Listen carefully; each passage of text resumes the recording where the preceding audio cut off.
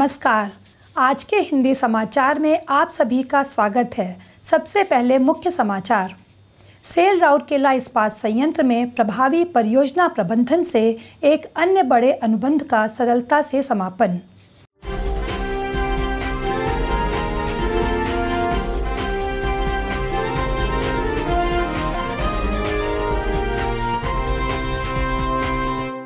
Cell Rourkela इस्पात संयंत्र में अग्नि सुरक्षा प्रदर्शन सह जागरूकता कार्यक्रम आयोजित।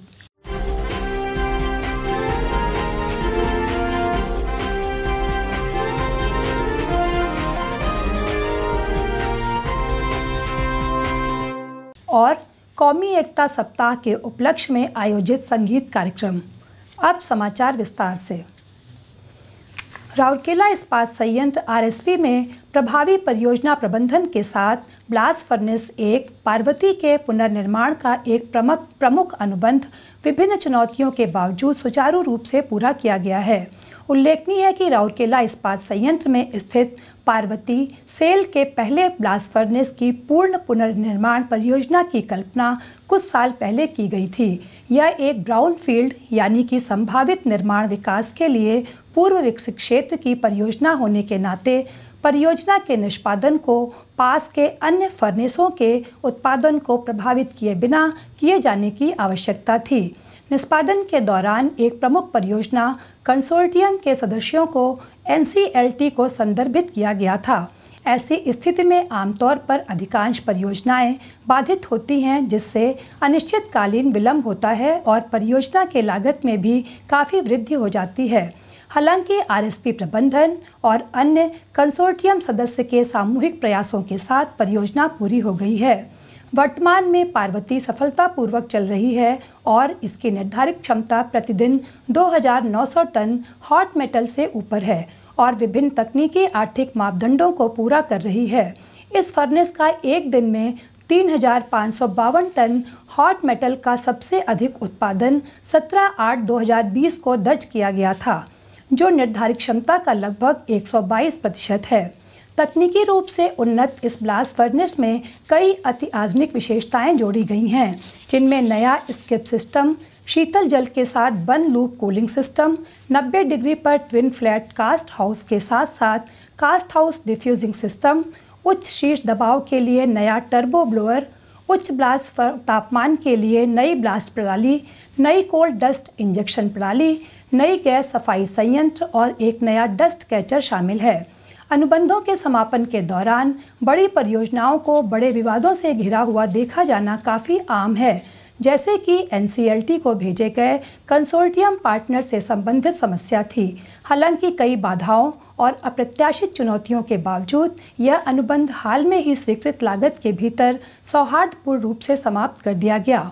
इस अवसर पर ब्लास्ट फर्नेस और प्रोजेक्ट कर्मी समूह को बधाई देते हुए आरएसपी के CEO श्री दीपक चटराज ने कहा, यह परियोजना प्रभावी परियोजना प्रबंधन का एक आदर्श केस स्टडी है, जिसमें समझदारी से लागू की गई रणनीतियां और विवाद निपटान के अभिनव तरीकों ने कई बाधाओं को पार करने में मदद की और साथ ही साथ संगठन और परियोजना निष्पादन भागीदार दोनों के लिए एक जीत की स्थिति बनाने में सफल सिद्ध हुए, जो आखिरकार हमारा उद्देश्य था। सेल राउरकेला इस्पात संयंत्र के प्रशासनिक भवन में 20 नवंबर को अग्नि सुरक्षा प्रदर्शन सह जागरूकता कार्यक्रम आयोजित किया गया। जागरूकता कार्यक्रम में कार्मिक विभाग, सामग्री प्रबंधन और विपणन विभाग, वित्त एवं लेखा, जनसंपर्क, विधि, आंतरिक लेखा परीक्षा, सतर्कता और CEO सचिवालय के लगभग 30 कर्मचारियों ने भाग लिया।